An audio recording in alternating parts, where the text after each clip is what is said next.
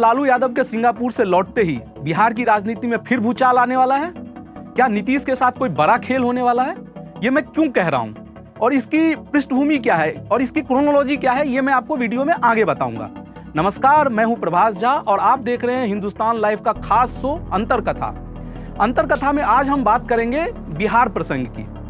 पिछले कुछ दिनों से उपेंद्र कुशवाहा लगातार नीतीश कुमार पर हमलावर हैं और आज हमले का स्तर ये चला गया कि तेजस्वी की आड़ लेते हुए उन्होंने नीतीश के बेटे के डीएनए पर भी सवाल उठा दिया। मतलब अब हमले की दिशा राजनीतिक से व्यक्तिगत हो चुकी है। तो क्या ये लड़ाई सिर्फ नीतीश वर्सेस उपेंद्र कुशवाहा है या इस लड़ाई में पर्दे के पीछे से उपेंद्र कुशवाहा के साथ कोई और भी है, यानी कि ये लड़ाई नीतीश वर्सेस अन्य भी है? आइए समझते हैं इस पूरे प्रकरण को। आज से 2.5 साल पहले जब बिहार में विधानसभा चुनाव की तैयारियां चल रही थी तो 2 नारों की बड़ी चर्चा थी। पहला नारा था बिहार में बहार है, नीतीश कुमार है, और दूसरा नारा था क्यों करे विचार, ठीक है तो है नीतीश कुमार। वैसे तो देखिए 2.5 साल देशकाल परिस्थिति के लिए कोई बहुत लंबा वक्त नहीं होता है, लेकिन सियासत में कभी कभी इतना अंतराल एक युग जैसा होता है और पूरी राजनीति 360 डिग्री से घूम जाती है। खास करके यह मसला जब बिहार के मुख्यमंत्री नीतीश कुमार का हो तो फिर क्या ही कहना। वो 2 मौकों पर इसे साबित भी कर चुके हैं। 2017 और 2022 में उन्होंने दिखा दिया है कि 2 साल में राजनीति कितनी बदल जाती है। फिलहाल बिहार में बहार तो नहीं है, भरपूर बवाल है। बिहार में इस साल ही नया मुख्यमंत्री या नई सरकार की पटकथा लिखी जा रही है। उपेंद्र कुशवाहा जेडीयू में हिस्सेदार हैं या किराएदार, ये विवाद हो सकता है कि फरवरी में सुलझ जाए। नीतीश कुमार कह चुके हैं कि जिसे जाना है जाए, और उपेंद्र कुशवाहा की ओर से इसका जवाब भी आ चुका है कि बड़े भाई के कहने से छोटा भाई ऐसे हिस्सा छोड़ के थोड़े ही चला जाएगा, मुझे अपना हिस्सा चाहिए। इसके साथ यह भी तय हो चुका है कि उपेंद्र कुशवाहा जेडीयू से जाएंगे। पर अब प्रतीक्षा इस बात की है कि वो उपेंद्र कुशवाहा जेडीयू से अकेले जाते हैं या कुछ लोगों को तोड़ के जाते हैं, हिस्सा लेकर जाते हैं, या बिना हिस्सा के ही चले जाते हैं। चर्चा वैसे ये है कि वो अपनी राष्ट्रीय लोक समता पार्टी को पुनर्जीवित करके फिर से एक बार एनडीए का हिस्सा बन सकते हैं। लेकिन असली खेल ये नहीं है कि उपेंद्र कुशवाहा जेडीयू में रहेंगे कि या नहीं रहेंगे। बिहार की सियासत में कोई बड़ा खेल हो रहा है और वो एकदम स्वाभाविक है कि कोई खेल हो बिहार की सियासत में और उसके इर्द गिर्द लालू यादव ना हो, ये तो संभव ही नहीं है। बिहार की सियासी चौसर में जब भी कोई असली बाजी खेली जाएगी तो वो लालू प्रसाद के परिक्रमा में ही होगी, और ये तब होगा जब लालू प्रसाद सिंगापुर से लौटेंगे। अब आपको मैं समझाता हूं कि ये खेल की पृष्ठभूमि क्या है। नीतीश कुमार ने पिछले दिनों घोषणा की थी कि 2025 में जो बिहार विधानसभा का चुनाव होगा वो महागठबंधन डिप्टी सीएम तेजस्वी के नेतृत्व में लड़ेंगे। हालांकि नीतीश ने, सबको मालूम है कि नीतीश कोई भी बात बिना बहुत बड़े निहितार्थ के कहते नहीं है। नीतीश इस बात के जरिए आरजेडी को उस बेचैनी को शांत करना चाहते थे, क्योंकि आरजेडी में एक बहुत बेचैनी है कि तेजस्वी आखिर सीएम कब बनेंगे। 79 पार्टी के विधायक वाला नेता जो है वो डिप्टी सीएम है और जिसके पास 44 सीटें हैं, पुरनी हारने के बाद जेडीयू के पास 44 सीटें हैं, तो 44 पार्टी के विधायक के नेता जो हैं वो मुख्यमंत्री हैं। तो इसको लेकर आरजेडी में बहुत भसर मची हुई है। तो नीतीश ये शांत करना चाहते थे इस जिज्ञासा को, आरजेडी के लोगों की जिज्ञासा को, कि तेजस्वी 2025 में महागठबंधन चुनाव जीतता है तो वो मुख्यमंत्री बन जाएंगे।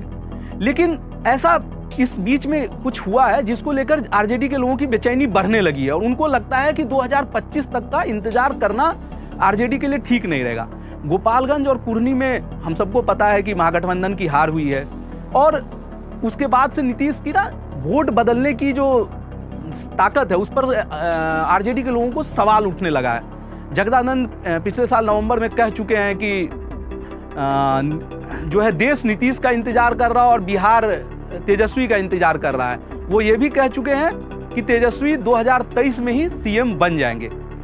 अब सारा फसाद 23 और 25 के बीच में है कि 2 साल पहले या 2 साल बाद। लॉजिक से देखें तो नीतीश भले न बताएं पर सबको पता है कि उनकी महत्वाकांक्षा देश का नेतृत्व करने पे है और उनको 24 में तथाकथित देश बचाने की मुहिम पर निकलना भी है।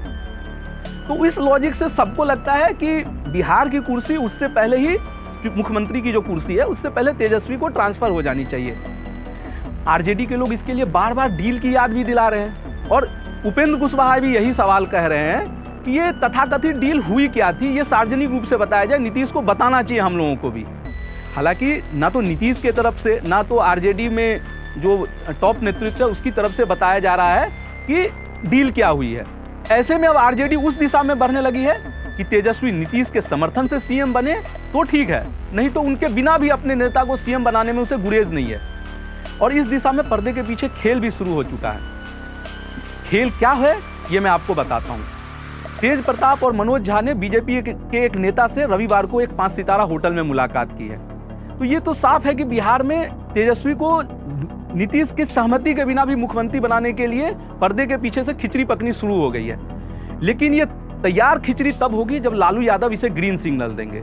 आप ये सोच सकते हैं कि तेजस्वी को मुख्यमंत्री बनाने में बीजेपी क्या रोल अदा करेगी भला, क्योंकि वो प्रत्यक्ष रूप से आरजेडी को समर्थन नहीं कर सकती है। तो इसका जवाब मैं आपको बिहार विधानसभा के सीटों के गणित से बताता हूँ। आरजेडी को करीब करीब 115-16 विधायकों का समर्थन प्राप्त है। आरजेडी के पास अपने 79 विधायक हैं, कांग्रेस के 19 हैं, भाकपा माले जो है उसके 12 विधायक हैं, सीपीआई के 4 विधायक हैं और एआईएम और निर्दलीय अगर हम जोड़ दें तो कुल मिला के 116 विधायक हो जाते हैं।